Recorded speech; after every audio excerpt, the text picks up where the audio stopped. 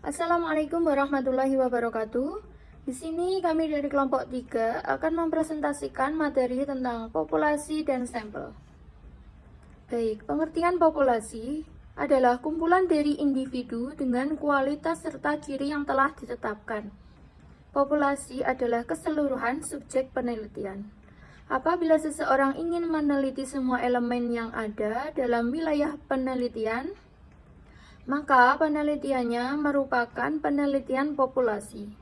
Studi atau penelitiannya disebut studi populasi atau studi sensus. Populasi adalah wilayah generalisasi yang terdiri atas objek atau subjek yang mempunyai kualitas dan karakteristik tertentu yang ditetapkan oleh peneliti untuk dipelajari dan ditarik kesimpulannya.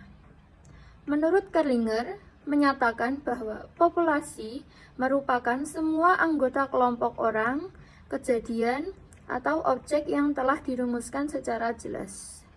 Adapun menurut Nazir, yaitu menyatakan bahwa populasi adalah kumpulan dari individu dengan kualitas serta ciri-ciri yang telah ditetapkan. Kualitas atau ciri tersebut dinamakan variabel. Sebuah populasi dengan jumlah tak terhingga disebut infinite. Tapi jika jumlahnya terbatas, namanya finite. Adapun populasi bisa dibedakan menjadi dua, yaitu populasi terbatas atau populasi terhingga, yakni populasi yang memiliki batas kuantitatif secara jelas karena memiliki karakteristik yang terbatas. Yang kedua, populasi tak terbatas atau populasi tak terhingga, yakni populasi yang tidak dapat ditemukan batas-batasnya, sehingga tidak dapat dinyatakan dalam bentuk jumlah secara kuantitatif. Populasi juga dibedakan menjadi dua poin lagi. Yang pertama, populasi teoritis, yakni sejumlah populasi yang batas-batasnya ditetapkan secara kualitatif. Kemudian, agar hasil penelitian berlaku juga bagi populasi yang lebih luas, maka ditetapkan dari guru atau spesifikasi yang lainnya. Yang bagian B, populasi tersedia, yaitu sejumlah populasi yang secara kuantitatif dapat dinyatakan dengan tegas. Populasi penelitian harus dibedakan ke dalam sifat berikut ini. Yang pertama, populasi yang bersifat homogen, yaitu populasi yang unsur-unsurnya memiliki sifat yang sama.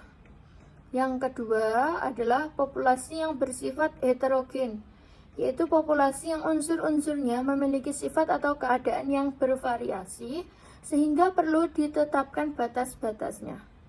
Baik, demikian pengertian dari populasi. Akan dilanjutkan oleh materi selanjutnya mengenai pengertian sampel dan lain-lain. Terima kasih. Pengertian sampel. Sampel adalah bagian dari jumlah dan karakteristik yang dimiliki oleh populasi tersebut. Bila populasi besar dan peneliti tidak mungkin mempelajari semua yang ada pada populasi, maka bisa peneliti menggunakan sampel karena terbatasnya dana, tenaga, dan waktu. Sampel sendiri diartikan sebagai bagian dari populasi yang mewakili secara keseluruhan sifat dan karakter dari populasi sendiri. Sampel menurut pendapat ahli adalah sebagai berikut. 1. Ari Kunto menjelaskan sampel adalah sebagian atau wakil populasi yang diteliti. Jika kita hanya akan meneliti sebagian dari populasi, maka penelitian tersebut disebut penelitian sampel. Nomor 2, Nana Sujana dan Ibrahim menyatakan bahwa sampel adalah sebagian dari populasi terjangkau yang memiliki sifat yang sama dengan populasi. 3. Sugiono memberikan pengertian bahwa sampel adalah sebagian dari jumlah dan karakteristik yang dimiliki oleh populasi.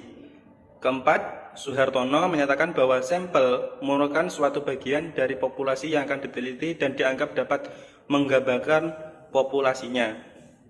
Wegulo menjelaskan sampel sering disebut juga contoh, yaitu himpunan bagian atau subset dari suatu populasi. Sampel memberikan gambaran yang benar tentang populasi. Dari pendapat-pendapat di atas dapat disimpulkan bahwa sampel merupakan sebagian dari jumlah karakteristik yang dimiliki oleh populasi, atau sampel juga bisa disebut sebagai bagian kecil dari anggota populasi yang diambil menurut prosedur tertentu yang dapat mewakili populasinya. Sampel sendiri terjadi atau timbul disebabkan hal-hal berikut. Yang pertama, peneliti bermaksud mereduksi objek penelitian akibat dari besarnya jumlah populasi sehingga harus meneliti sebagian saja. 2. Peneliti bermaksud mengandalkan generalisasi dari hasil-hasil kepenelitiannya dalam arti mengenakan kesimpulan-kesimpulan kepada objek, gejala, atau kejadian yang lebih luas. Penggunaan sampel dalam kegiatan penelitian dilakukan dengan berbagai alasan, diantaranya 1. Karena ukuran populasi, 2. Masalah biaya, 3. Masalah waktu, 4. Percobaan yang sampel dalam kegiatan penelitian dilakukan dengan berbagai alasan, diantaranya 1. Karena ukuran populasi, 2. Masalah biaya, 3. Masalah waktu, 4. Percobaan yang sifatnya merusak, dan kelima, masalah penelitian, nomor 6, masalah ekonomis. Jadi sampel digunakan jika populasi yang diteliti besar dan peneliti tidak mungkin mempelajari seluruhnya. Jadi kendala tersebut dapat terjadi karena adanya keterbatasan biaya, tenaga, dan waktu. Saya akan melanjutkan penjelasan dari makalah populasi dan sampel. Di bagian ini saya akan menjelaskan tentang teknik sampling. Teknik sampling ini sendiri adalah teknik pengambilan sampel untuk menentukan sampel yang akan digunakan. Dalam penelitian ini terdapat berbagai teknik sampling, yaitu yang pertama, probability sampling. Probability sampling ini sendiri adalah teknik pengambilan sampel yang memberikan peluang yang sama bagi unsur atau anggota populasi untuk dipilih menjadi anggota sampel. Teknik ini dibagi menjadi 4 bagian. Yang pertama, simple random sampling. Yang kedua, proportionate stratified random sampling. Yang ketiga, disproportionate stratified random sampling. Dan yang keempat, area sampling. Nah, untuk yang kedua adalah non-probability sampling. Non-probability sampling ini sendiri adalah teknik pengambilan sampel yang tidak memberi peluang atau kesempatan bagi setiap unsur atau anggota populasi untuk dipilih menjadi sampel. Teknik sampel ini sendiri memiliki berbagai bagian. Yang pertama, sampling sistematis. Yang kedua, sampling kuota. Yang ketiga, sampling insidental. Yang keempat, sampling purposive. Yang kelima, sampling jenuh, dan yang terakhir, snowball sampling. Nah, untuk karakteristik sampling yang baik adalah sampel harus merupakan bagian yang representatif dari populasi yang hendak dipelajari. Jika tidak, maka tidak akan bisa dilakukan observasi secara general terhadap suatu populasi. Dua hal yang menjadi kunci agar sampel merupakan representatif dari populasi adalah ukuran dan bias. Yang dimaksud dengan ukuran sampel adalah sample size. Ini biasanya dilambangkan dengan huruf N kecil, yaitu besar kecilnya sampel dalam hal jumlah sampel yang diteliti. Semakin besar jumlah dan ukuran sampel, maka semakin besar kepastian dan ketepatan yang diberikan dibandingkan ukuran yang lebih kecil.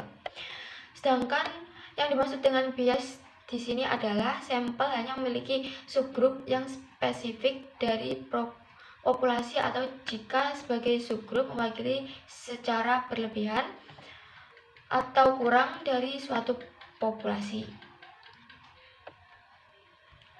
Menentukan ukuran sampel.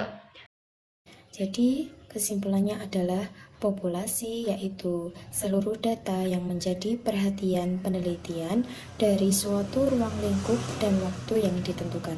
Sampel yaitu bagian kecil dari anggota populasi yang diambil menurut prosedur tertentu yang dapat mewakili populasinya. Teknik sampling yaitu cara pengambilan sampel.